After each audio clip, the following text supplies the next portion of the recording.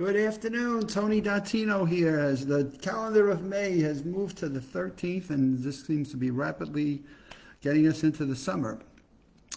But as I have opportunities, I attend the Memory Institute that is sponsored by the YMCA here in Dr. Phillips, Florida. And it's always interesting to listen to the insights and the lessons that you can learn from people who attend this workshop that have been dealing with some mild cognitive impairment or some issue of either Parkinson's or some disorder that has taken away what their natural gifts are in living and have to deal with these secondary things that come about and take over their lives, and how they persevere and how they have the tenacity to continue to reach out and try to do things that help them get past it. And so I have a tremendous respect for the people that attend this workshop, and an enormous amount for the things they share and the friendships that they build and the stories that they share with one another that really taps into what I call social interaction and taking these people away from isolation or loneliness. And so as they went through their gratitude lessons today, there are several that I want to highlight. And one that came up multiple times is the gratitude that people have for being in this workshop. It has given them a different perspective on life. It's given them a different purpose in terms of being able to communicate with others. They don't feel that they're alone in this challenge that they've had to face in their lives. And they look forward to coming on Mondays and Wednesdays and spending 4 hours at the Memory Institute on a regular basis. But I had the occasion to come in, and my favorite person in this group is because of just how she's overcome challenges is Dory. I wish I had her last name for you, but it's Dory, and she's supported by an aide called Joanne, and the two of them just light up my day.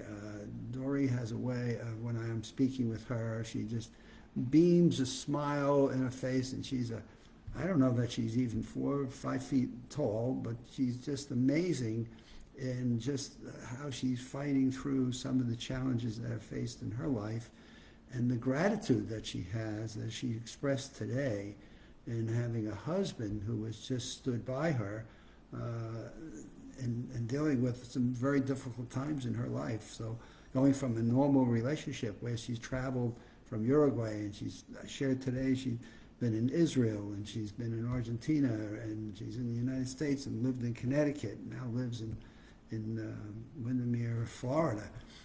And just listening to her talk about the gratitude she has for a husband who has just been with her for over 40 years, and the love and the care that they have for one another, and the experiences that they've shared, just priceless.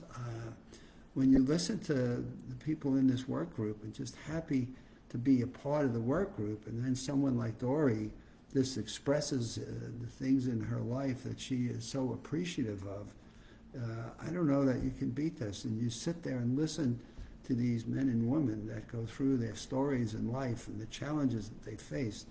And as I was talking with her today and had the opportunity of listening to the hope and yet the sadness and sorrow, and yet the pleasures and the experiences that she's had, and how she appreciates the people about her that are helping her to deal with some of the challenges that she's now confronted with, that I'm sure she'd love to be able to have more self-control over and fight through them, but yet leans on people and appreciates the help and the gratitude of people around her that are helping to support her and to deal with some of these.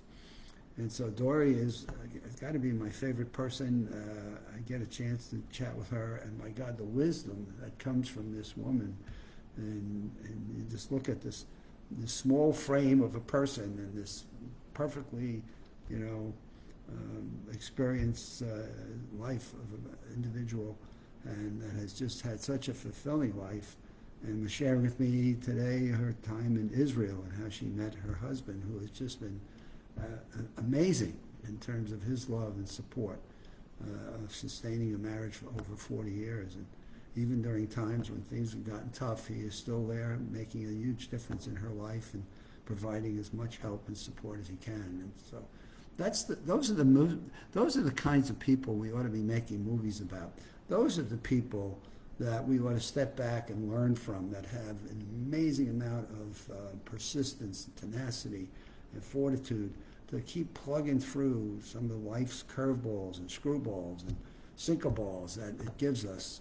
And how do you keep the right mental state? How do you keep that right frame of mind where we all get some kind of stuff thrown at us?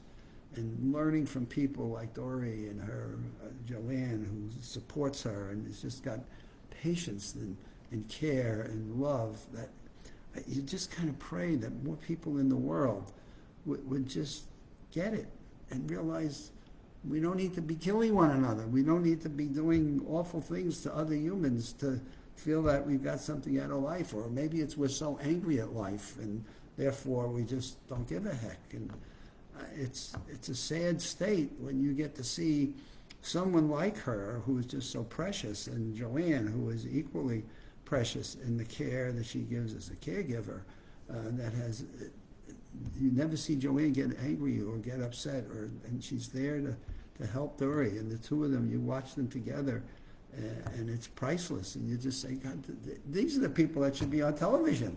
They should be doing a TV show. And as I had a chance to share a little bit of lunchtime with Dory today, and just listening to her time in different countries and lessons that she's learned and the stories that we had to share today, it's just endless. So I shared with her my trip to Argentina. I've been to Argentina working at IBM, and I spent a couple of weeks there in Buenos Aires, and my goodness, just bouncing back and forth and talking about that. And of course I had a chance to go to Brazil, and I was in Caracas several times working for IBM, and Joanne talking about being in Caracas and her first time driving here in the United States. In Caracas, as I've been there, when you're driving at night, you do not stop for traffic lights because of people just seem to show up and rob you. And so when you're driving in Caracas, Venezuela, you just do not stop for traffic lights. You slow down.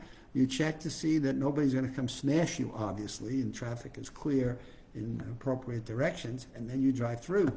And she was sharing with me that her first experience here in the U.S., how she wound up with a $500 traffic violation ticket because she stopped, paused, and went through a traffic light, and unfortunately a police officer happened to be in a car sitting around, and she wound up with a $500 ticket.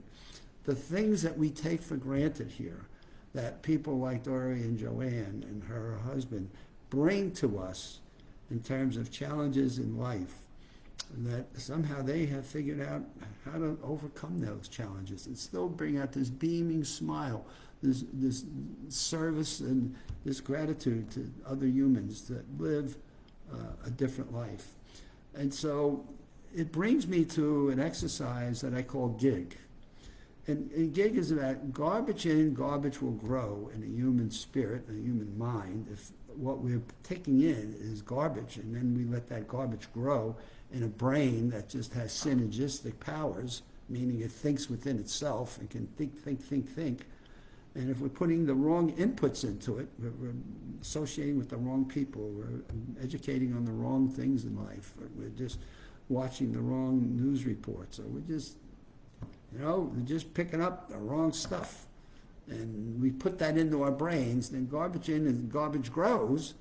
But as humans, as we learned from Dory and Joanne, if you take good things and put those into your brain and appreciate those and respect what you have as these gifts in life, then good in and good will grow. And so we can change the synergy in what I call the first position G, from garbage in, if we become more mindful of it, and we also can switch that to good in and good will grow if we become mindful of it and recognize the appreciation we have for the people in our lives that made such a huge difference, that then gets into our thinking process, and now good in and good will grow. So what I would ask everybody to do as you listen to this is think about what are some of the things that you are grateful for in your life, And then what are some of the experiences, the good things that are happening in your life that you want to let go in there and percolate and build and grow? And then do you acknowledge some of the things that you may be talking, thinking about that are the wrong things, as I call them, the garbage things in news and radio or people and conversations you're having? And boy, if we could get a model of people like I've been talking about that show up at the Memory Institute at the Y, wouldn't we just have a better world? And I guess maybe that's so pie in the sky right now, but my God, if we just could get people to focus on relationships and the good things and the appreciation we have and recognizing those and at least espousing that. So if I may ask Dory to give her husband a big hug and a sign of thank you for being with me in some very challenging and difficult times, because without you, I don't know where I'd be. And I could get a little teary-eyed about this, and I could get a little sad because we're just so far away from that. But I am so grateful that we have people like her that persist and sustain their lives at challenging times that some of us might look at and say, how does she do it?